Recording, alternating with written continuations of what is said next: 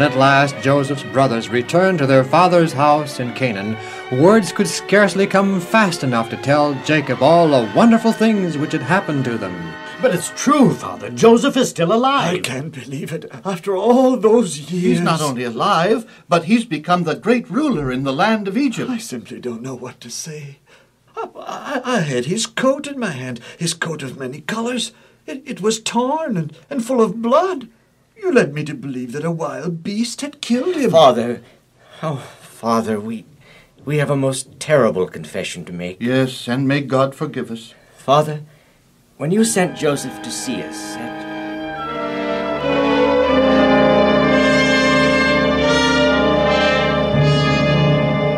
But if this be true, why hasn't Joseph returned? Or at least sent us word that he's still alive? Can you ever forgive us, Father?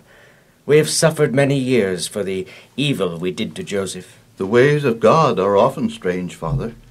Joseph himself told us that it was God's hand that guided him to the place where he is. For now he has the power to save us all from death by starvation. He wants you and all of us to come and live with him in Egypt. Joseph, my son, is yet alive. I will go and see him before I die. And Jacob prepared for the journey, he and all that he had, his sons and his sons' sons, and his sons' daughters, and their cattle, and their goods, which they had gotten in the land of Canaan. Meanwhile in Egypt, Joseph waited patiently. One evening after supper, he was talking to Asenath, his wife. You know, I'm beginning to think my father's never going to come. Of course he's coming, Joseph. It just takes time. It's a long way. All the same, he ought to be here by now. We have a proverb in Egypt. Which says? The impatient man waits twice as long. True. I do hope your father will like me, Joseph. Of course he will. Well, steward, answer the door. Yes, my lord. Joseph! Judah!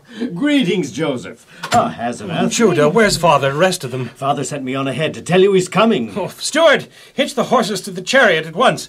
My father's coming. My father's coming. Then Joseph mounted his chariot, and with Judah beside him, raced out of the city to meet his father.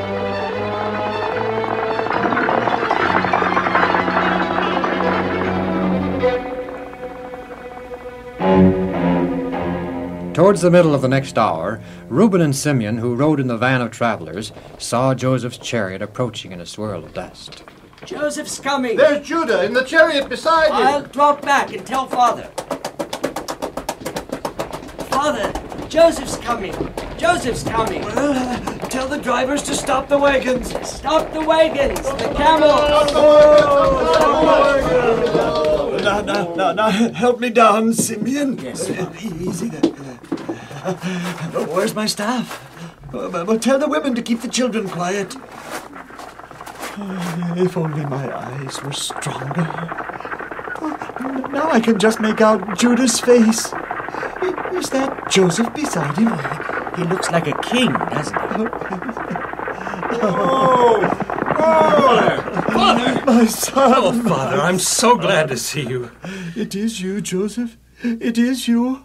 Oh, you have your mother's eyes. Welcome, Father, to the land of Egypt. Oh, that I should live to see this day. We must thank God.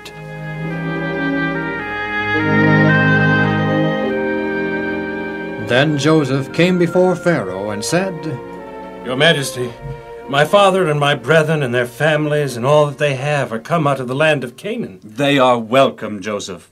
It is my wish that they shall dwell in the best of the land in Egypt, even in the land of Goshen. Now, Joseph, bring in your father that I may see him.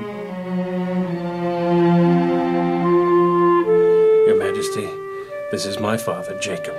Joseph has told me of your kindness. May the God of my fathers be gracious unto thee, and bless thee with the blessings of the heavens above, and the blessings of the deep that lieth under, and may all thy days... And Joseph gave his father a possession in the land of Goshen, as Pharaoh had commanded. And he nourished his father and his brothers with bread, and with the fruit